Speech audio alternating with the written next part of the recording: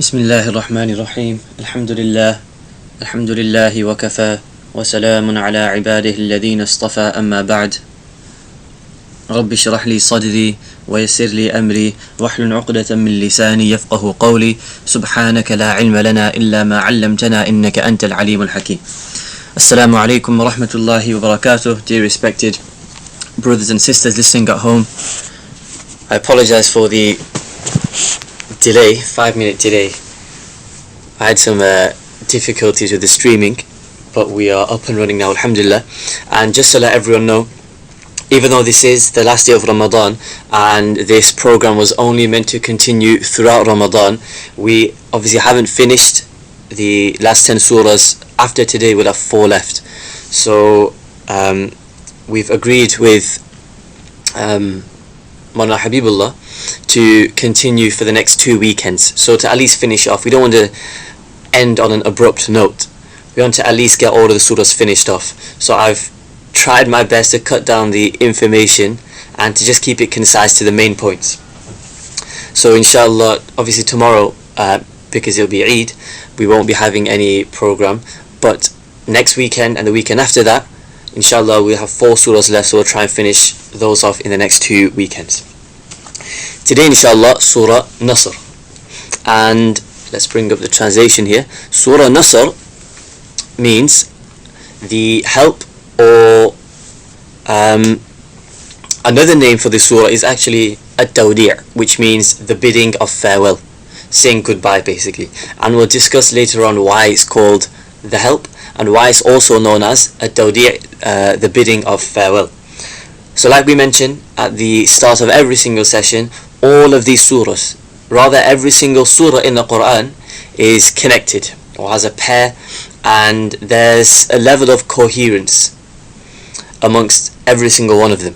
So Surah Kafirun last week, quick reminder, we discussed that Surah Kafirun was the end of the line for the Quraysh. That's when Allah subhanahu wa ta'ala commanded the Prophet to inform the Quraysh that they had now been dislodged and their whole circumstance had now been pushed to the side. They were no longer the focus of the Prophet's job, of his duty of propagating the religion, because they had outright rejected. They had passed the point of no return. So Allah told the Prophet to say, Ayyuhal kafirun, O disbelievers. That's it. We're no longer nations, we're no longer brothers, we're no longer one community or one social family. We're now 2 different groups, that of the Muslims and that of the relentless Quraysh. So you could say Kafirun is a declaration of a few things, of migration, because shortly after the surah was revealed, the Prophet and his companions sallallahu anhum, they migrated to Medina.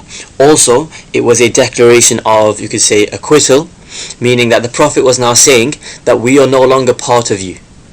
We are now 2 separate groups, 2 separate entities, because you don't want to believe and we don't want to compromise in our religion.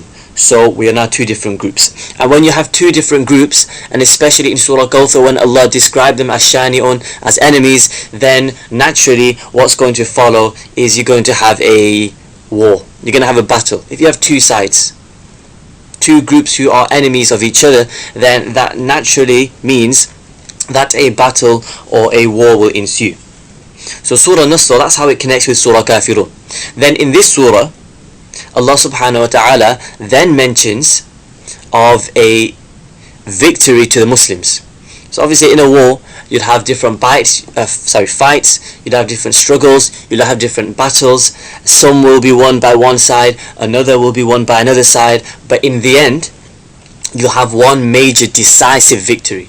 So here Allah subhanahu wa ta'ala is describing that one major decisive victory, that strike that the Muslims will inflict on the non-Muslims, and that will prove or settle the whole matter. That will settle the whole matter between the Quraysh and the Muslims. And the help here actually refers to the conquest of Makkah. So the whole surah revolves around the conquest of Makkah. And just to give you a brief idea, the conquest of Makkah entails the overthrowing of the Quraysh from the custodianship of the Kaaba. And like we mentioned, in every single one of these last 10 surahs, the whole crux of the matter is who is more worthy of being called the true lineage of Ibrahim alayhi salam. And whoever can be classed as the true followers of Ibrahim alayhi salam, then they will naturally be the caretakers of the Kaaba, and they will be the ones who will fulfill its responsibilities of welfare and worship. So this was the Prophet's goal. His main objective was to reclaim the Kaaba for the purpose of Tawheed, for the oneness of Allah, to re-establish it as the center of God consciousness and the oneness of Allah. Because the Quraysh, they made a mockery out of it, out of the rituals of Ibrahim alayhi salam, out of his traditions, out of the sanctity of the Kaaba. They placed so many idols in the Kaaba itself and around it. So they made it into a haven for idolatry rather than it being a safe haven for worship of Allah subhanahu wa ta'ala alone. So this surah, it makes some points about this war that we mentioned. And after the Prophet's declaration of migration, and it actually signifies an ensuing victory for the believers and freedom of ideology. So when we have a victory for a team or for a group or even for a nation, then that means they have the upper hand socially, economically, politically, even in terms of speech and freedom. So all of these Muslims, and it's important to the Muslims because they weren't given any of these rights in Makkah. But after migration, after this battle, after gaining victory and the upper hand through the conquest of Makkah, as we'll discuss, the Muslims were given freedom to practice their religion. That's what they wanted. That's what they needed actually all along. And this surah actually gives glad tidings of such a victory. Then to finish off with the points of connection, there's actually a relationship between migration and victory. So Surah Kafirun, like we've mentioned, was revealed shortly before the Muslims migrated to Medina. Whenever a prophet migrates, then it signifies two things. A prophet could be from any of the previous nations, and especially in the case of our Prophet sallallahu alaihi wasallam, it always signifies two things. Number one is that the nation of the Prophet, the disbelievers, they've reached a point of no return. They've exhausted all of their avenues of torture and persecution, and the Prophet has now exonerated himself from them. Allah and His Prophet, through the action of migration, have implicitly mentioned that you people have been given all the chances to believe, all the chances to accept, all the chances to even ponder, just think about it, but you guys don't even want to do that. So we are distancing ourselves from you. That's it, your time is up. We're no longer going to work on you. Meaning propagating and conveying the message and nicely, politely explaining things. That's done now. We're past that phase. We're moving on to the next phase. And the next phase, the second point of migration, is that it signifies the help of Allah coming to the Muslims and the punishment of Allah descending upon the non-Muslims. So if you notice, after the Prophet ﷺ migrated, then things started going drastically downhill for the Quraysh. They started losing their respect. They started even losing battles. Imagine the Battle of Badr, which took place in the second year after migration. There are around 1,000 Quraysh soldiers that amassed to fight the Muslims, and there were 313 Muslim foot soldiers who were scantily clothed. They didn't have much armor, they didn't have any weapons. There were a few swords between groups of them, and yet what happened? The Quraysh were bitterly defeated. A humiliating defeat was suffered by them. So this marked the downfall of the Quraysh and how they slowly but surely started to lose their political success. And when did this happen? After migration. So there's a connection between migration and victory. And this is a connection between Makkah and Medina. As we'll discuss, Makkah, the Meccan surahs were revealed in times of difficulty. The surahs in Medina were revealed in times of prosperity, when the Muslims started to gain the upper hand. So Kafirun epitomizes the Meccan surahs because it showed hardship, it showed a struggle, that there was this difference between the two sides, but the Muslims persevered. So that's why Kafirun is a Meccan surah, which shows migration, leads up to migration. Then Nasr is a Medinan surah. It was revealed after migration, which classifies it as a Madani surah.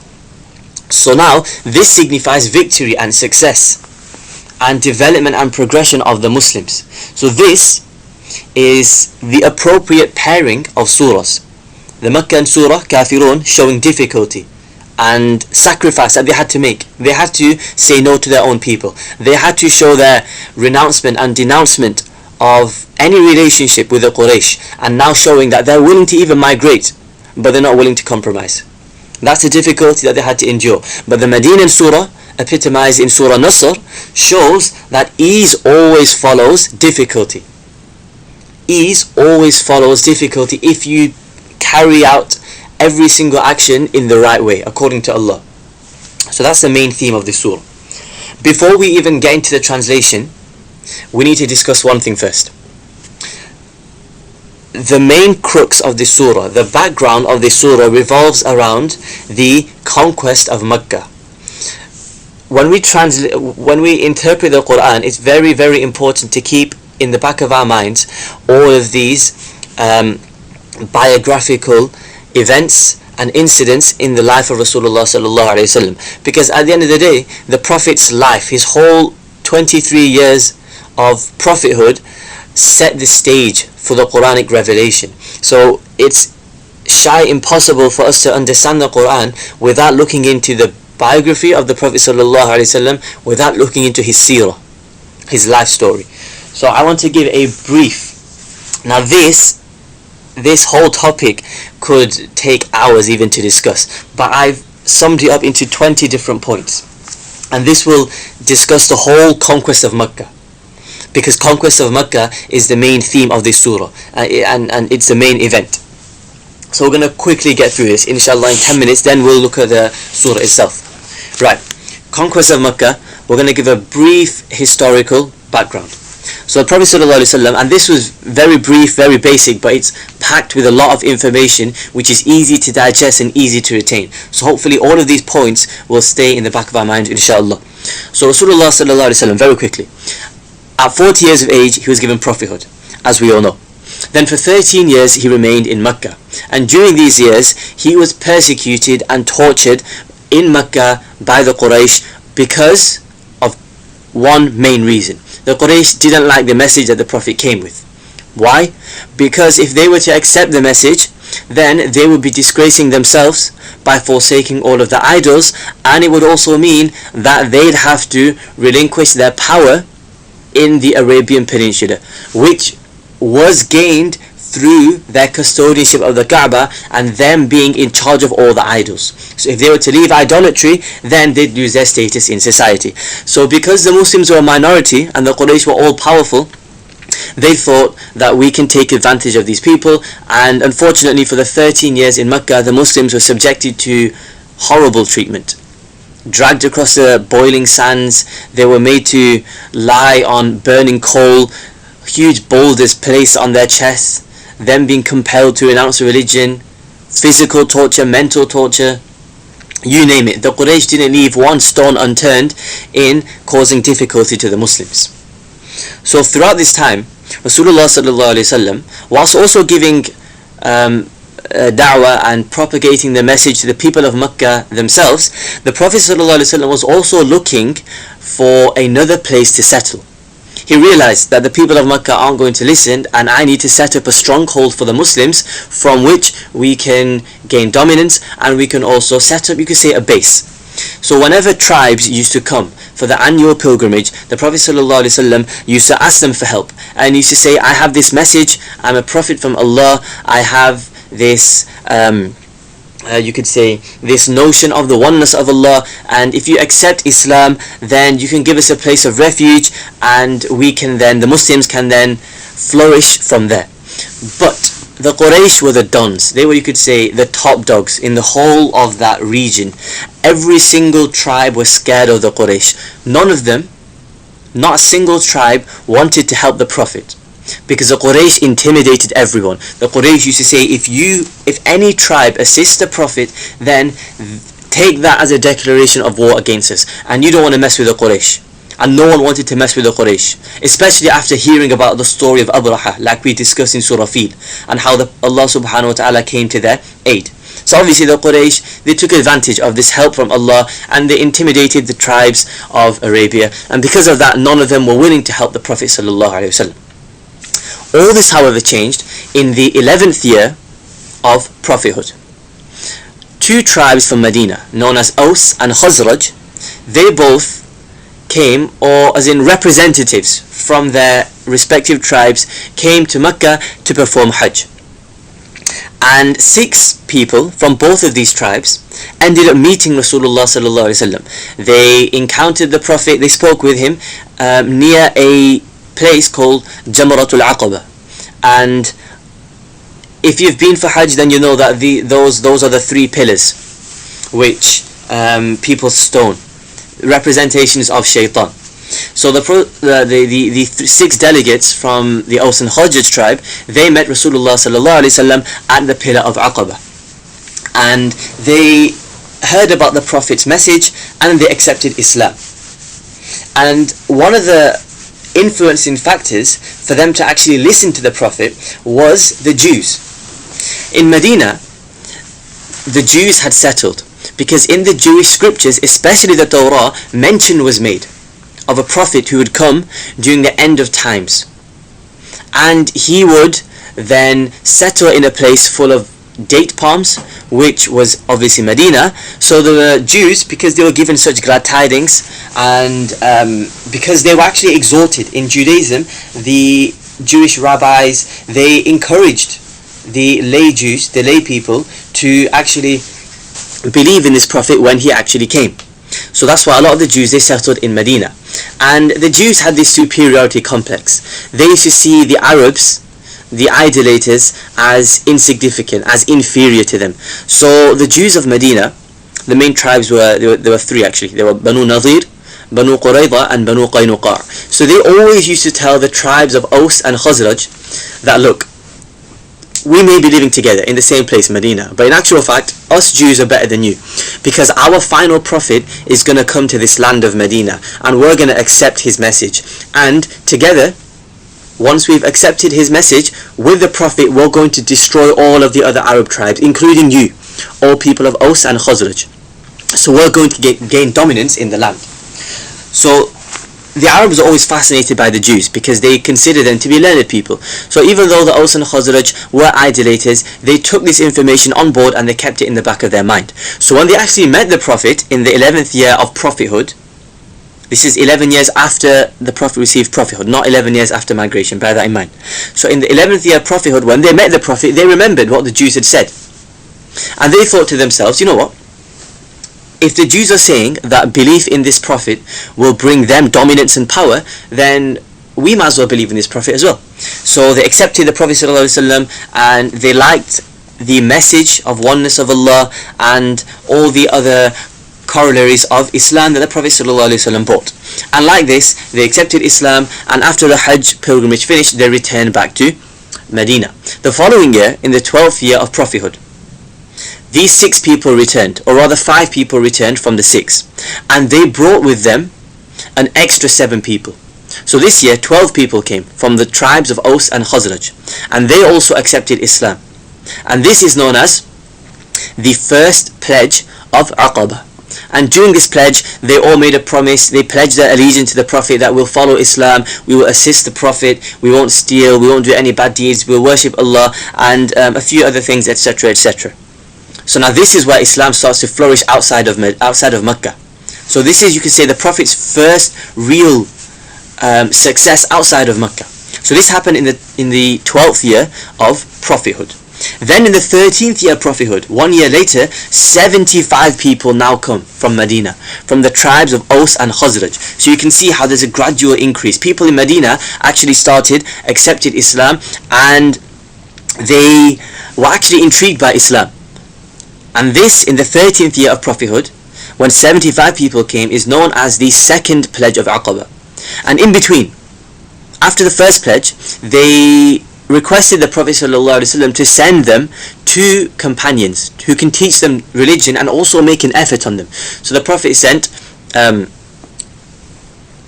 companions radiallahu anhuma, and they both then spread religion within Medina itself, setting the foundations for the migration of the Prophet ﷺ. Then after the 13th year of prophethood, the Prophet asked the tribes of Aus and Khazraj, I think my mission in Makkah is coming to an end, the people aren't listening to me, so can I move to Medina? And this is when the Prophet was given divine permission, and he moved to Medina and he migrated.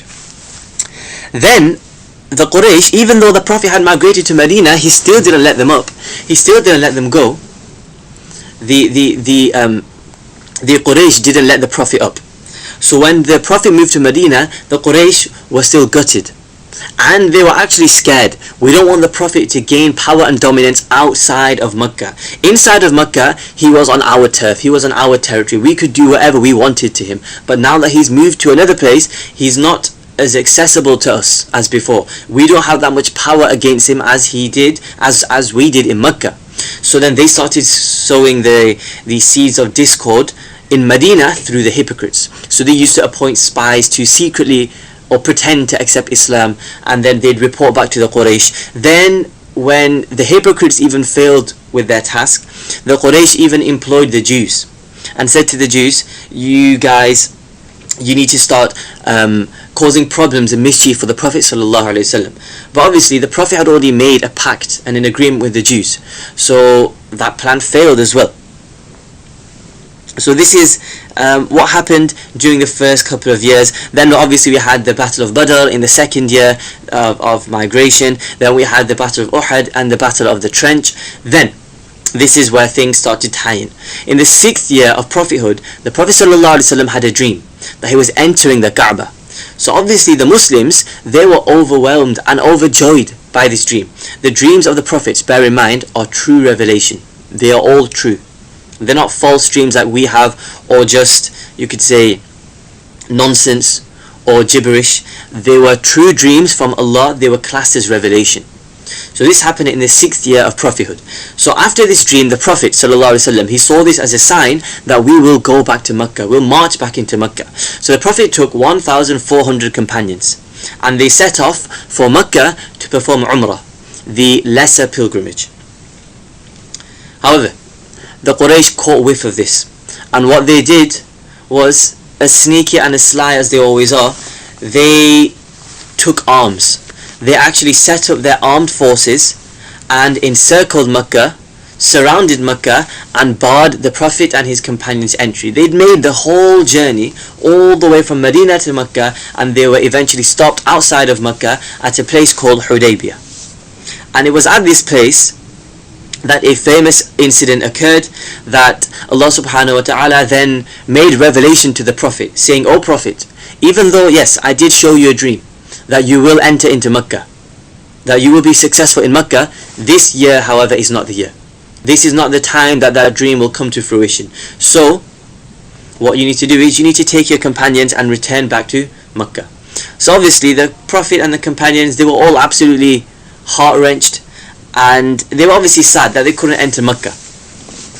Instead, what happened was the Prophet ﷺ, he made a treaty, he made a pact with the leaders of the Quraysh, and even though this pact and treaty seemed to go against the Muslims, the conditions that the Quraysh added were quite harsh against the Muslims. The Muslims could return the next year. One of the conditions was that the Muslims could return the next year, meaning in the 7th year of pilgrimage, in the 7th year of migration, so that they can perform qada, so that they can perform the makeup for the umrah that they were meant to perform this year.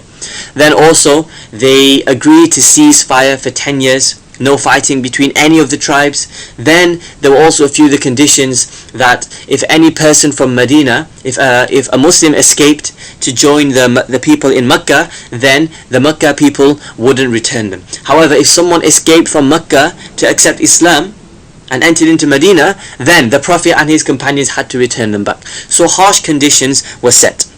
And even Umar radiallahu anh, he said to the Prophet, O Prophet of Allah, how can this be something good? How can we make such a treaty? The Prophet said that I trust in Allah that this treaty will bring nothing but good. And it was on the way back that the first few verses of Surah Fatah were revealed. Fatah means victory, in which Allah says, Inna fatahna laka fathan mubina, O Prophet of Allah, verily we have given you a clear victory.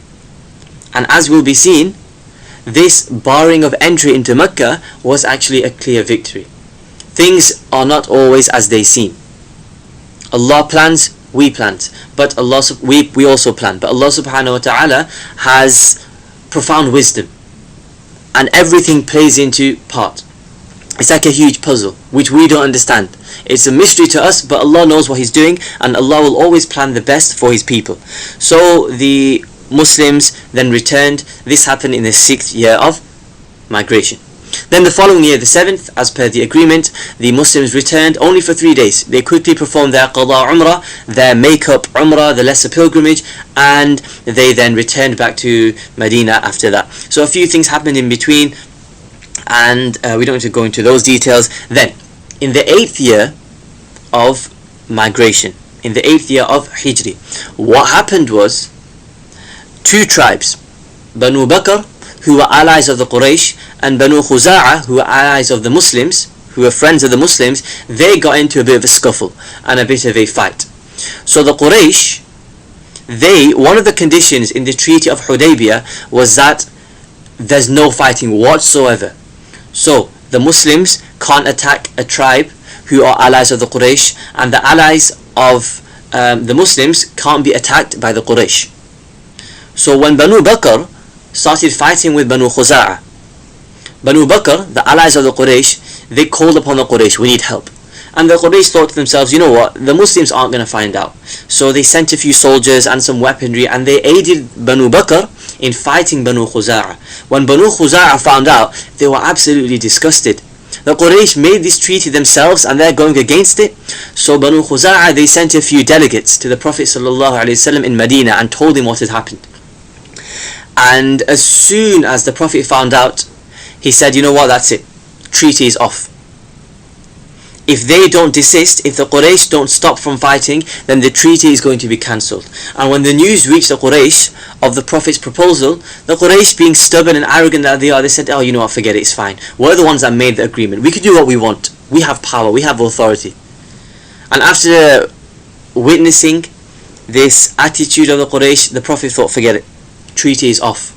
So the Treaty of Hudaybiyah, which lasted only 2 years, from the 6th year of migration to the 8th, was now abolished. It had finished. When the Quraysh found out that the Prophet had actually done this, they didn't anticipate the Prophet to make such a bold move. They thought the Prophet is not in a position of power. He's in no position to break this treaty, so he won't do it. But the Prophet proved them wrong. The Prophet proved that he was bold and courageous.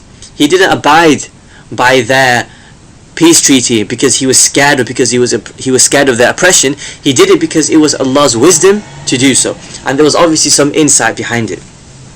So when this happened, when the Prophet broke the treaty, because as in he abolished the treaty because the Quraysh had broken it, because the Quraysh had been untrustworthy in their keeping of the promise. So Abu Sufyan, he made a special trip to Medina all the way, and he tried to persuade the Prophet, please, let's make this treaty again. We'll promise that we'll stick to its conditions. The Prophet said, no, you had your chance, and that's it, done.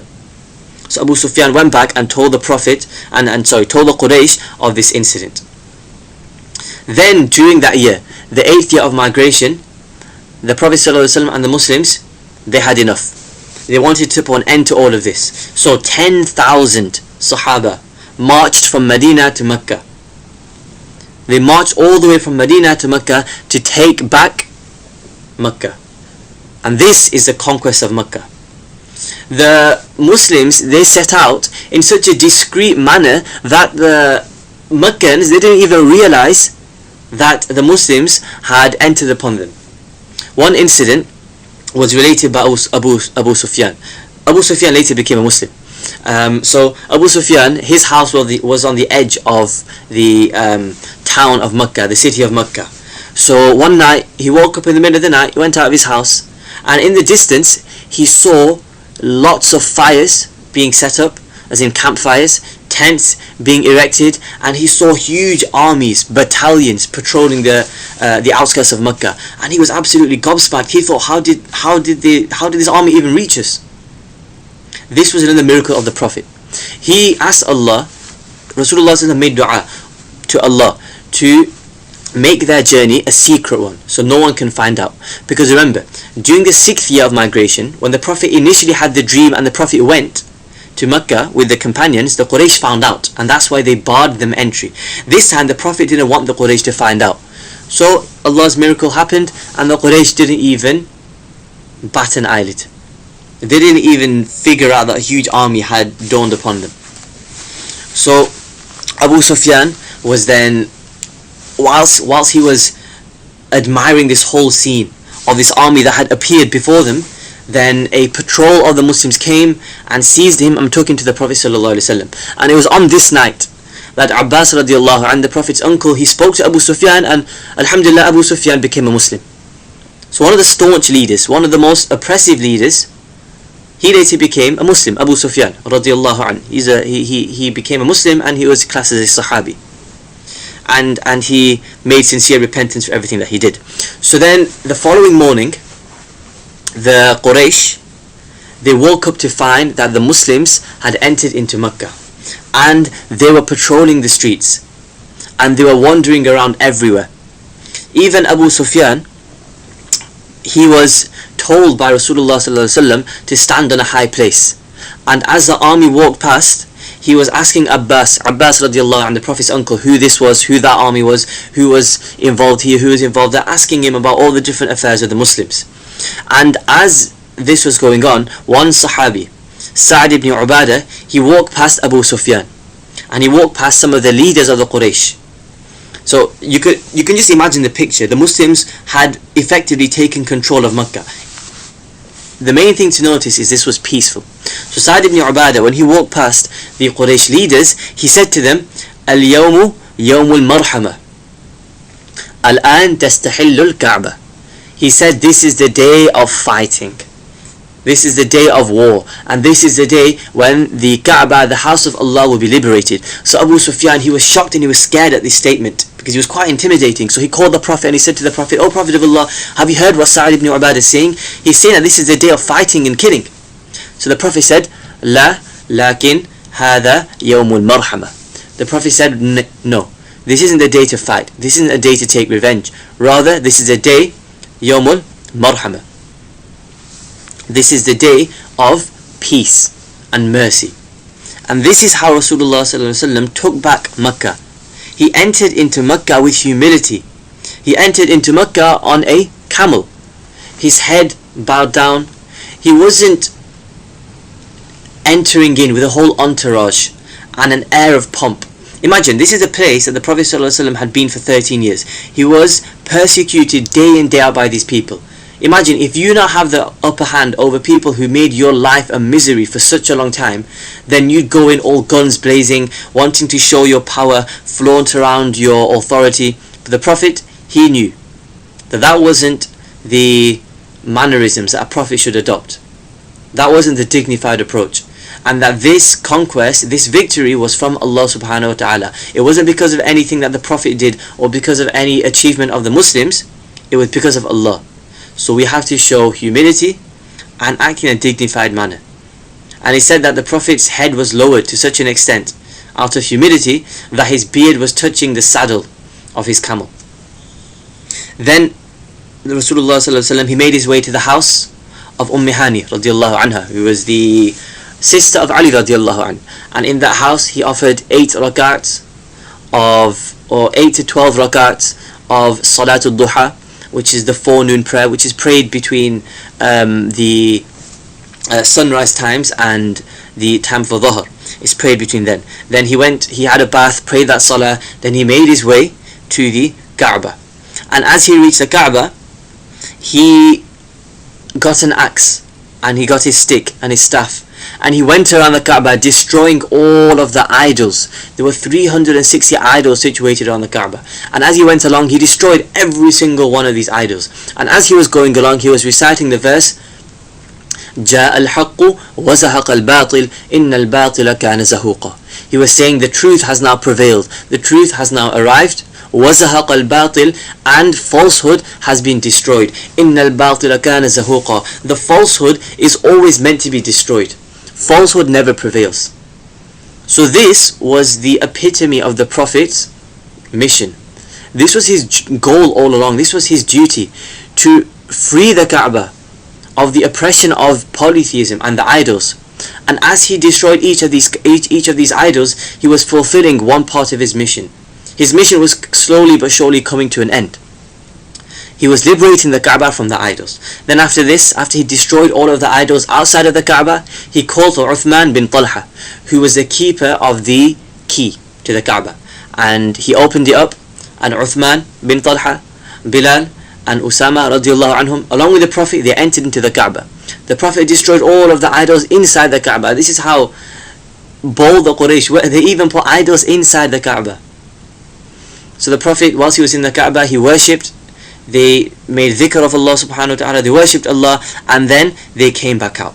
And after they returned, the Prophet ﷺ stood up in a high place, and he gave a legendary sermon, and he addressed the Quraysh in a way which can never be forgotten, in a way which embodies this true spirit of Islam.